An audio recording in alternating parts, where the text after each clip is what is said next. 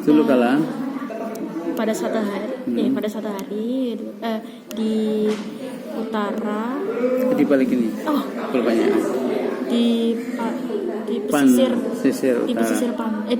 utara Sumatera hiduplah seorang wanita miskin dan anaknya yang bernama Malin Kundang. Ayahnya pada akhirnya meninggal dan ibunya hidup sendirian sebagai wanita yang dilanda kemiskinan. Terus Malin Kundang tumbuh sebagai anak yang terampil. Dia selalu menolong ibunya untuk menghasilkan beberapa uang. Suatu hari Malin Kundang memutuskan untuk pergi ke pesisir, luar negeri. Ke luar negeri dan berjanji untuk kembali. Comeback itu kembali. Kata lainnya comeback kata go back kembali atau balik. Jadi kalau bolak-balik bahasa Inggrisnya apa? Go back, ya kan? Terus setelah beberapa tahun telah berlalu, Malin Kundang akhirnya memutuskan untuk kembali ke desa. Terus dia sampai dengan menggunakan pakaian yang sangat apik, yang sangat bagus, dan ia berpergian menggunakan salah satu kapalnya. Seseorang sampai dengan kemegahan seperti itu sangat tidak biasa bagi para penduduk. Jadi banyak dari mereka yang pergi ke bawah ke pelabuhan untuk melihatnya sekilas. Salah satu penduduk mengenali Malin Kundang dari luka yang ia miliki saat ia kecil, ketika ia bermain saat ia masih kecil. Karena ia mengenali tanda itu, ia pergi untuk penduduk kampung. Penduduk itu pergi untuk menemui ibunya Malin Kundang dan bahwa anaknya telah kembali. Dengan antusias ibunya pergi ke pesisir dan mengenali anaknya di menit mana matanya bertemu dengannya.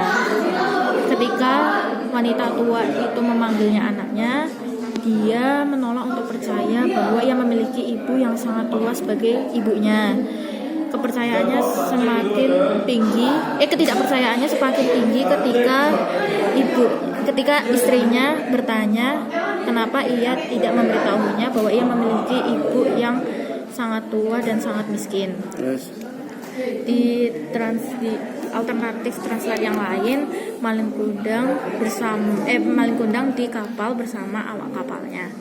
Ketika ibunya berusaha untuk memeluknya, dia terlalu malu untuk mengakuinya. Dengan penampilannya yang compang-camping itu, alih-alih dia menyuruh salah satunya untuk membawanya pergi menjauh.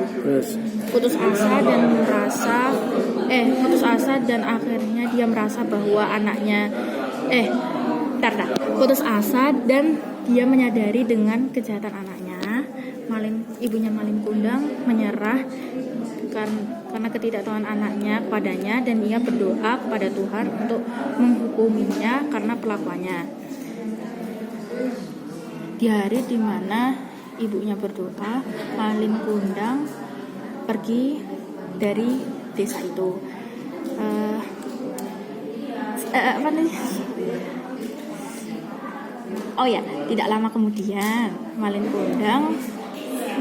Tidak lama kemudian kapal tersebut bertemu dengan badai yang sangat dahsyat.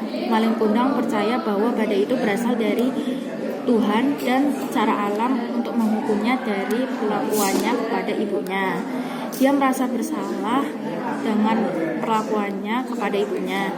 Dia meminta permohonan dan ia memulai untuk berdoa. Meskipun begitu, tobatnya itu telah telat. Jadi kapalnya telah dirusak di laut. Tapi di translate yang lain, Malin Kundang berubah menjadi batu, dan di lain pula kapalnya, krunya, dan dia berubah menjadi batu yang masih berdiri.